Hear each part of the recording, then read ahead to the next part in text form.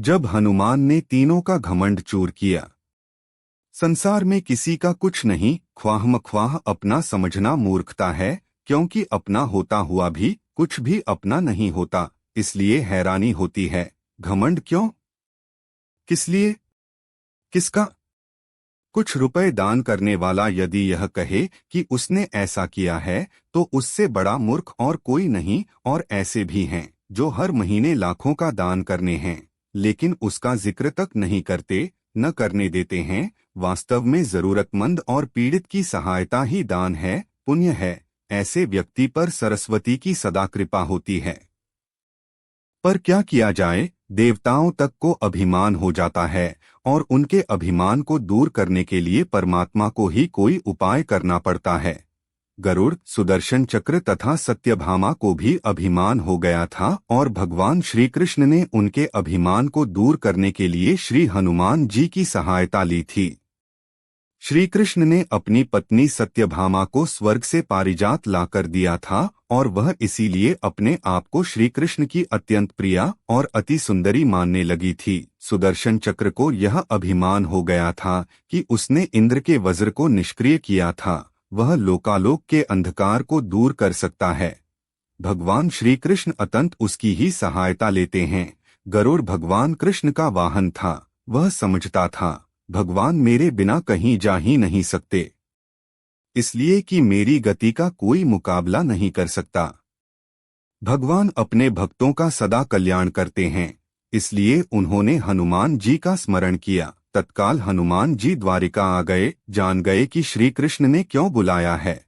श्री कृष्ण और श्री राम दोनों एक ही हैं, वह यह भी जानते थे, इसीलिए सीधे राजदरबार नहीं गए, कुछ कौतुक करने के लिए उद्यान में चले गए। वृक्षों पर लगे फल तोड़ने लगे, कुछ खाए, कुछ फेंक दिए, वृक्षों को उखाड़ फेंका, कुछ तो तोड़ डाला। बाग वीरान बना दिया। फल तोड़ना और फेंक देना हनुमान जी का मकसद नहीं था, वह तो श्री कृष्ण के संकेत से कौतुक कर रहे थे।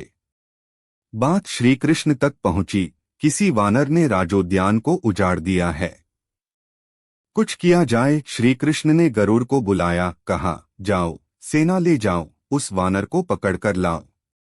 गरुड़ ने कहा, प्रभु एक मामूली वानर को पकड़ने के लिए सेना की क्या जरूरत है, मैं अकेला ही उसे मजा चखा दूंगा। कृष्ण मन ही मन मुस्करा दिए, जैसा तुम चाहो, लेकिन उसे रोको जाकर। वैंते गए, हनुमान जी को ललकारा, बाग क्यों उजाड़ रहे हो, फल क्यों तोड़ रहे हो, चलो तुम्हें श्री कृष्ण बुला रहे हैं।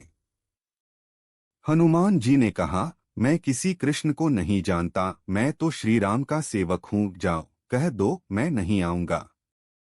गरुड़ क्रोधित होकर बोला, तुम नहीं चलोगे तो मैं तुम्हें पकड़कर ले जाऊंगा। हनुमान जी ने कोई उत्तर नहीं दिया। गरुड़ की अनदेखी कर वह फल तोड़ने रहे। गरुड़ को समझाया भी, वानर का काम फल तोड़ना और फेंकना है, मैं अपने स्वभाव के अनुसार ही कर रहा हूँ, मेरे काम में दखल न दो, क्यों झगड़ा मोल लेते हो, जाओ मुझे आराम से फल खाने दो। गरुड़ नहीं माना। तब हनुमान जी ने अपनी पूंछ बढ़ाई और गरुड़ को दबोच लिया। उसका घमंड दूर करने के लिए कभी पूंछ को ढीला कर देते, गरुड़ कुछ सांस लेता, और जब कसते तो गरुड़ के मानो प्राण ही निकल रहे हों। हनुमान जी ने सोचा, भगवान का वाहन है, प्रहार भी नहीं कर सकता, लेकिन इसे सबक तो सिखाना ही होगा। पूंछ को एक झटका दिया और गरुड़ को दूर समुद्र में फेंक दिया। बड़ी मुश्किल से वह गरुड़ दरबार में पहुंचा। भगवान को बताया, वह कोई साधारण वानर नहीं है, मैं उसे पकड़कर नहीं ला सकता। भगवान मुस्करा दिए, सोचा गरुड़ का घमंड तो दूर हो गया, लेकिन अभी इसके वेग के घमंड को चूर करना है।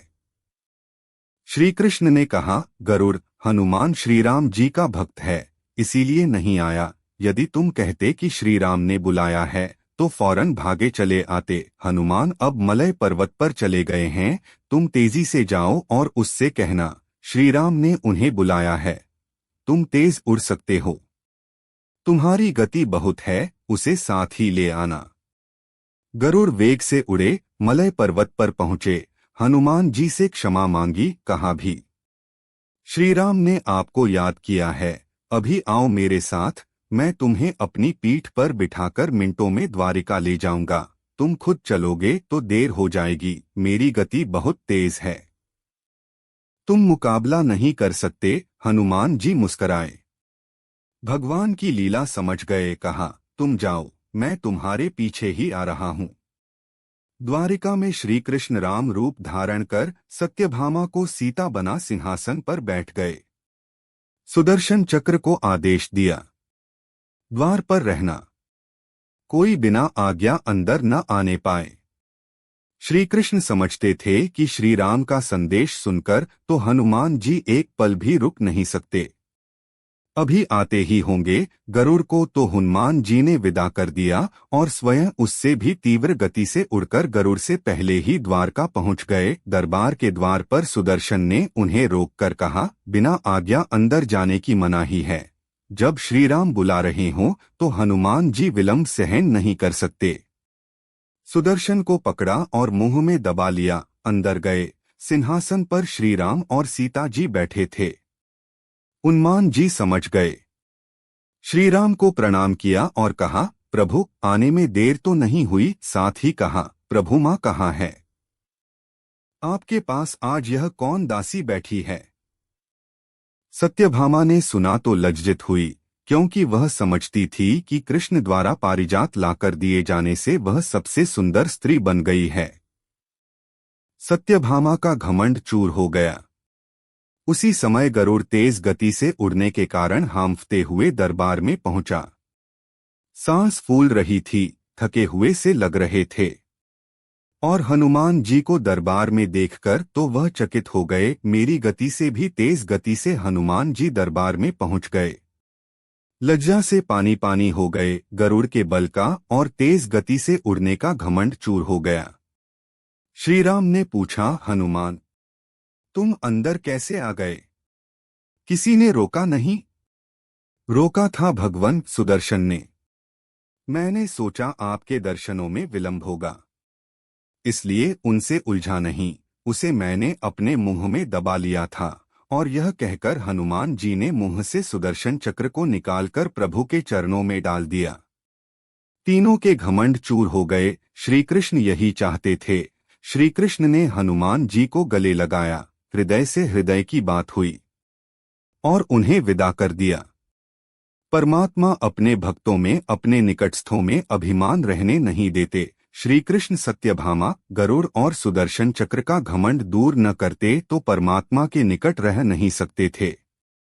और परमात्मा के निकट रह ही वह सकता है जो मैं और मेरी से रहित है। श्री राम से जुड़े व्यक्ति में कभी अभिमान हो ही नहीं सकता। न श्री राम में अभिमान था, न उनके भक्त हनुमान में। न श्री राम ने कहा कि मैंने किया है, और न हनुमान जी ने ही कहा कि मैंने किया है। इसलिए दोनों एक हो गए, न अलग थे न अलग रहे।